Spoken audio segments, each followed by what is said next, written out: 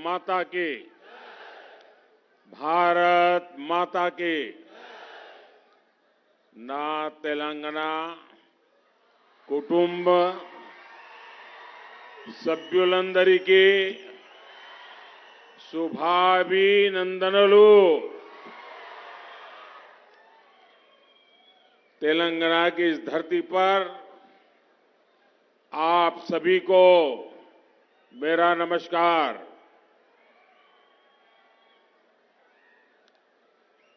रंगारेड्डी जिले की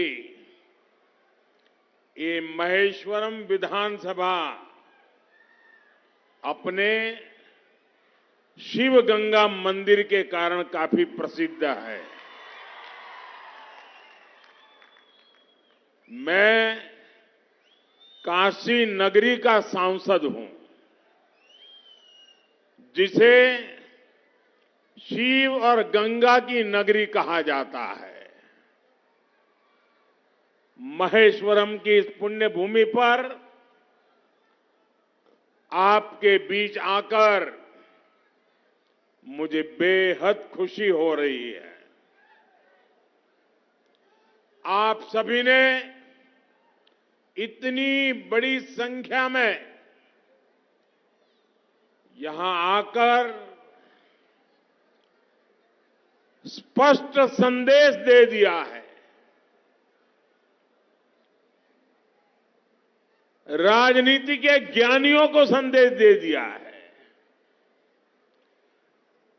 दिल्ली में एयर कंडीशन बेड में बैठ करके बड़ी बड़ी बातें करने वालों को संदेश दे दिया है कि तेलंगाना में बीजेपी के लिए विश्वास लगातार बढ़ रहा है। तेलंगाना बीजेपी को मौका देने के लिए यहां की जनता जनार्दन तत्पर दिख रहा है। ना कुटुंब सभ्युलारा, तेलंगाना के पास टर्मरिक है, तेलंगाना के पास टैलेंट है, तेलंगाना के पास ट्रेडिशन है, तेलंगाना के पास टेक्नोलॉजी है। लेकिन इन सब के बावजूद तेलंगाना के सामर्थ्य को बीआरएस के कुशासन और करप्शन के कारण अपना उचित स्थान नहीं मिल पाया। लेकिन अब समय बदल रहा है। बीजेपी पर आप सभी का बढ़ता विश्वास तेलंगाना को नई ऊंचाइयों पर ले जाएगा। लेकिन आपको कांग्रेस और बीआरएस से उतना ही सतर्क भी रहना है। कांग्रेस और बीआरएस के लोग यहां लगातार झूठा प्रचार कर रहे हैं। ये लोग एक दूसरे पर आरोप लगाते हैं, लेकिन भीतर ही भीतर ये मिले हुए हैं। ये जो बाहर बोल रहे हैं ना, वो तो ड्रामेबाजी है। और आप इतिहास खोल करके देख लीजिए, इनका रिश्ता तो 40-50 साल पुराना है। मैं आपको याद दिलाता हूं, केसीआर ने अपनी राजनीति की शुरुआत किस पॉलिटिकल पार्टी से की थी? कांग्रेस। किस पार्टी ने उन्हें 2004 में दिल्ली में कैबिनेट मिनिस्टर बनाया? कांग्रेस। जब तेलंगाना बना तो वो किस पार्टी के नेताओं के पास गए? कांग्रेस। राष्ट्रपति चुनाव में द्रौपदी मुर्मू जी के खिलाफ बीआरएस ने किस पार्टी का समर्थन किया? कांग्रेस। उपराष्ट्रपति के चुनाव में ये किस पार्टी के साथ गए? कांग्रेस।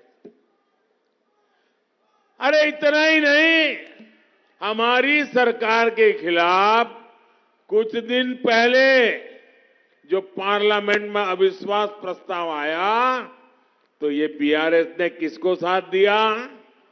कांग्रेस। तो इनका असली दोस्त कौन है?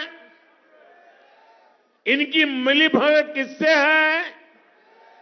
उनका नाता किससे है? और तेलंगाना के मेरे भाइयों बहनों, ये भी याद रखिए, मैं अब भाजपा की पहचान बताता हूं आपको।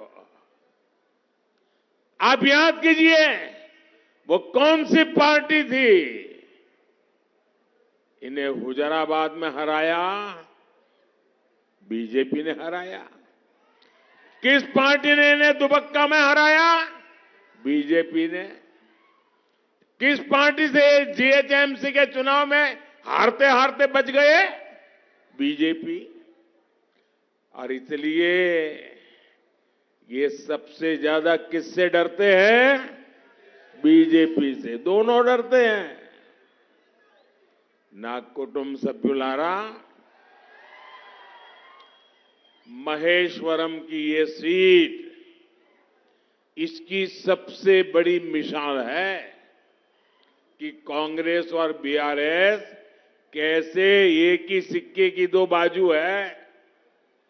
यहां पर पिछली बार भी लोग बीआरएस के खिलाफ थे। आप लोग अच्छी तरह समझ गए थे कि बीआरएस ने इस क्षेत्र की उपेक्षा की है, आपके विश्वास को तोड़ा है। इसलिए तब आपने बीआरएस को हराने का फैसला किया, आपने कांग्रेस को वोट दिया। लेकिन हुआ क्या?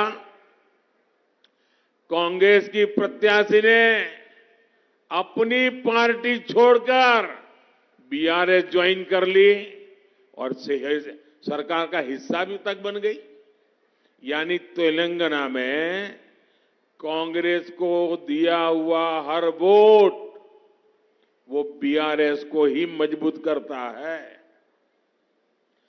बीआरएस सरकार को हराने और हटाने के लिए आपकी सबसे विश्वसनीय साथी कोई है, आपके सपनों के लिए काम करने वाला कोई है, तो सिर्फ और सिर्फ बीजेपी पार्टी है।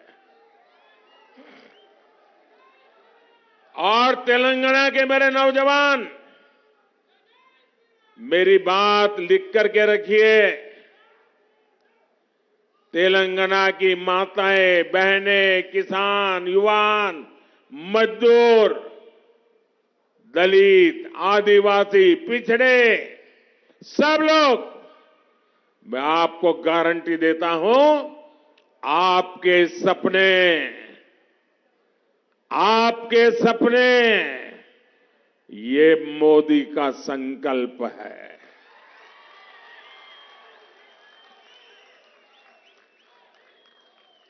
ना कुटुंब सभ्युलारा, महेश्वरम के लोगों को हो रही परेशानियां यहां वर्षों तक रहे कुशासन का भी बड़ा प्रमाण है।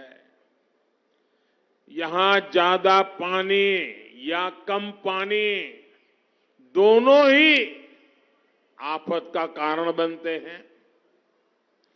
बारिश के समय यहां के अनेक इलाके पानी में डूब जाते हैं, जिससे लोगों को मुश्किल होती है।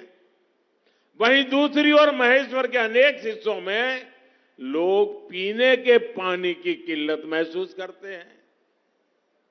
कांग्रेस और बीआरएस ने यहां क्या किया, उसकी असलियत यही है लेकिन मैं आपको विश्वास दिलाता हूं, आप बीजेपी को सेवा का मौका देंगे तो बीजेपी जल्द से जल्द इस समस्या का भी समाधान करेगी. నా కుటుంబ సభ్యులారా, कांग्रेस और केसीआर सोच से, समझ से, कार्यशैली से स्वार्थी है और समाज का विरोध, उसमें से राजनीति खोजना, यही उनका कारोबार है. इन्हें 3 बातों से बहुत नफरत है. पहला, इन्हें विकासवादी राजनीति से नफरत है. कांग्रेस और केसीआर पॉलिटिक्स ऑफ डेवलपमेंट को मानते ही नहीं और ना ही कभी इस पर बात करते हैं. इनके भाषणों में सिर्फ नकारात्मक बातें और दूसरे को गालियां, और उनके लिए तो मोदी सबसे ज्यादा फेवरेट है. गाली देनी तो किसको दो, मोदी को दो. इन लोगों को बांटो और राज करो की वोट बैंक पॉलिटिक्स अच्छी लगती है. वहीं दूसरी ओर बीजेपी कहती है सबका साथ, सबका विकास, लेकिन तुष्टीकरण किसी का नहीं, अपीजमेंट बिल्कुल नहीं. हम 100% सैचुरेशन की बात करते हैं जिसमें किसी से भेदभाव न हो. ना कुटुंब सभ्युलारा, कांग्रेस और केसीआर को ईमानदारी की राजनीति से भी नफरत है. कांग्रेस के हजारों करोड़ रुपयों के घोटाले तेलंगाना का बच्चा बच्चा जानता है. केसीआर जो कांग्रेस स्कूल ऑफ पॉलिटिक्स में रहे हैं, उन्होंने भी उसी परंपरा को आगे बढ़ाया है. उन्होंने इरिगेशन स्कीम्स शुरू की और इरिगेशन स्कीम्स को उन्होंने इरिगेशन स्कैम बना डाला. शुरू तो करते हैं इरिगेशन स्कीम, बन जाता है इरिगेशन स्कैम. ना कुटुंब सभ्युलारा, कांग्रेस बीआरएस को पिछड़ों के किसी भी तरह के सशक्तिकरण से भी नफरत है. ये दल एससी, एसटी और ओबीसी के सबसे बड़े विरोधी दल है. इन्होंने हर कदम पर एससी, एसटी और ओबीसी नेताओं का अपमान किया है. कांग्रेस तो इतनी ज्यादा बीसी समाज की विरोधी है कि उसने कांग्रेस पार्टी के प्रेसिडेंट थे सीताराम केसरी, ओबीसी थे, उस बुजुर्ग नेता को उठा करके कांग्रेस दफ्तर से बाहर फेंक दिया था.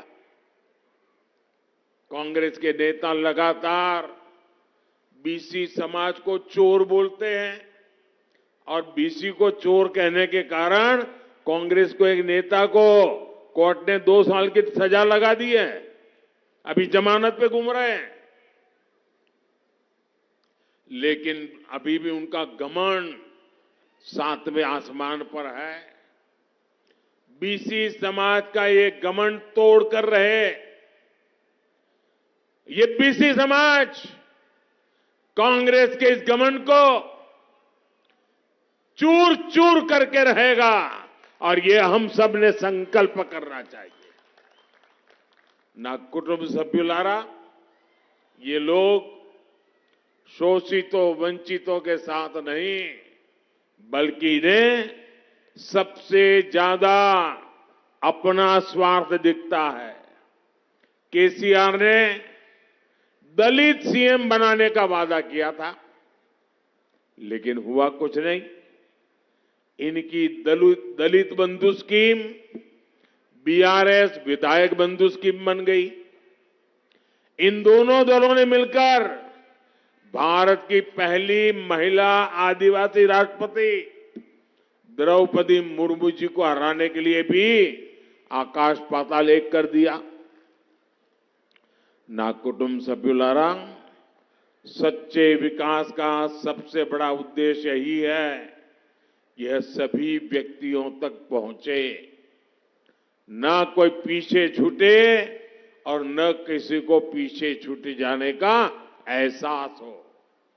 दशकों तक तेलंगाना के बीसी समाज के लोगों ने खुद को उपेक्षित महसूस किया, हमेशा उनका अनादर किया गया।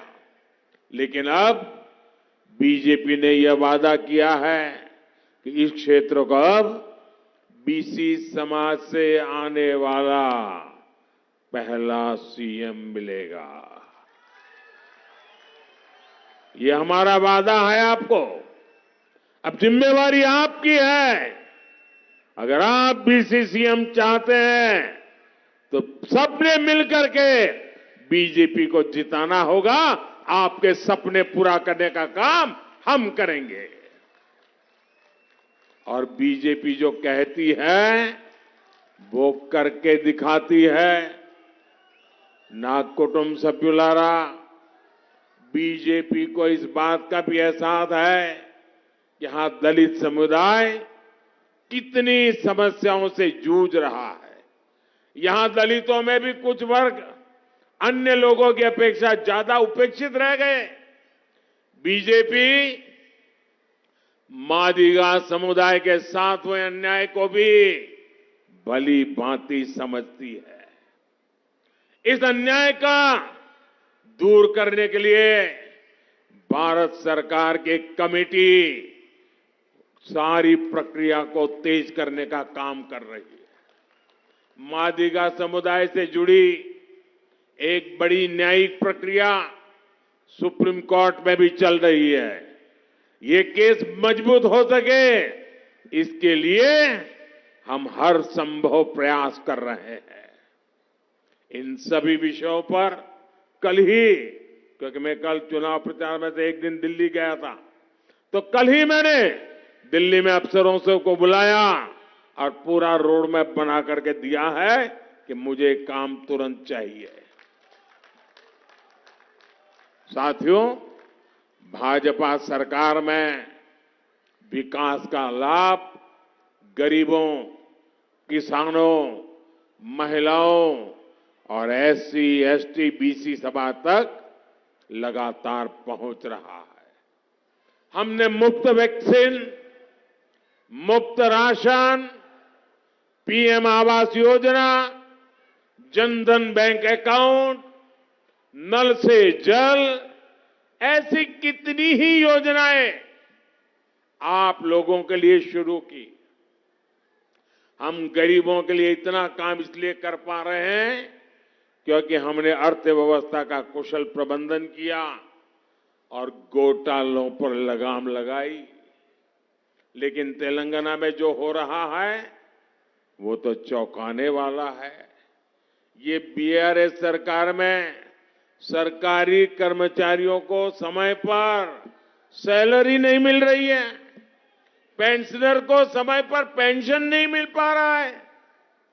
जो सरकार सैलरी और पेंशन तक नहीं दे पा रही, वो गरीब के लिए कैसे काम करेगी। मैं आपको ये विश्वास भी दिलाता हूं कि बीजेपी सरकार में सभी को सैलरी और पेंशन अपने समय पर मिला करेगा। और ये भी मोदी की गारंटी है। ना कुटुंब सभ्युलारा, राज्य में बीजेपी सरकार होने से राज्य के विकास को डबल इंजन की ताकत मिल जाती है। जहां भी बीजेपी सरकार है वो वहां लोगों की आय बढ़ाने, उनकी बचत बढ़ाने के लिए काम कर रही है। इसका एक उदाहरण पेट्रोल की कीमत है। केंद्र सरकार द्वारा पेट्रोल की कीमत कम करने के बाद बीजेपी की राज्य सरकारों ने भी अपने यहां पेट्रोल की कीमतें घटा दी। सब भाजपा सरकारों ने घटा दी। लेकिन जहां कांग्रेस की सरकार है वहां पेट्रोल की कीमतें नहीं घटाई गई। तेलंगाना की बीआरएस सरकार ने भी यहां पर हमने जो फायदा आपको पहुंचाने के लिए भेजा, आप तक जाने ही नहीं दिया। यानी जनता को लूटने का पैटर्न भी कांग्रेस और बीआरएस का एक जैसा ही है। अगर गलती से भी तेलंगाना में कांग्रेस को घुसने दिया तो आपको बीआरएस की कार्बन कॉपी सरकार मिलेगी। इसलिए तेलंगाना का उज्जवल भविष्य तो इस बात में है, आपका उज्जवल भविष्य इस बात में है कि इन दोनों ही पार्टियों से सावधान रहना। कांग्रेस बीआरएस से अलग बीजेपी आपके हित में ही सोचती है। यहां सरकार में आने के बाद हम पेट्रोल और डीजल पर वैट कम करेंगे, जिससे तेलंगाना के लोगों को राहत मिले। ना कुटुंब सभ्युलारा, जब भी कहीं इंफ्रास्ट्रक्चर डेवलपमेंट होता है, इससे इंडस्ट्री, इन्वेस्टमेंट और एम्प्लॉयमेंट का विकास होता है। पिछले कुछ सालों में हमने तेलंगाना के इंफ्रास्ट्रक्चर डेवलपमेंट के लिए बहुत काम किया है। तेलंगाना में करीब 50,000 करोड़ रुपए के निवेश के साथ 23 राष्ट्रीय राजमार्ग, 23 राष्ट्रीय राजमार्ग परियोजनाओं को शुरू करने का निर्णय लिया गया है। नागपुर विजयवाड़ा एक्सप्रेसवे परियोजना में 400 किलोमीटर लंबा ग्रीनफील्ड कॉरिडोर है, जिसकी मंजूरी केंद्र सरकार ने दी है। इसके अलावा सैकड़ों करोड़ के हैदराबाद रीजनल रिंग रोड योजना भी है। इससे संगारेड्डी, तुप्रान, चोटुम्पल, अमंगल और शंकरपल्ली क्षेत्र जुड़ेंगे। सिकंदराबाद को विशाखापट्टनम से जोड़ने वाली वंदे भारत ट्रेन को शुरू किया गया है। काचीगुड़ा, बेंगलुरु, सिकंदराबाद, पुणे और सिकंदराबाद, तिरुपति के बीच भी वंदे भारत चलाई जा रही है। इन सारे प्रोजेक्ट से तेलंगाना युवाओं को काफी लाभ होगा।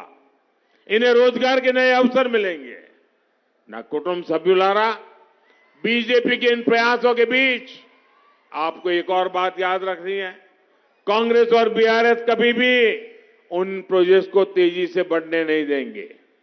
हर कदम पर ये प्रोजेक्ट का इस्तेमाल एटीएम की तरह करेंगे और हर वो हथकंडा अपनाएंगे कि प्रोजेक्ट डिरेल हो जाए।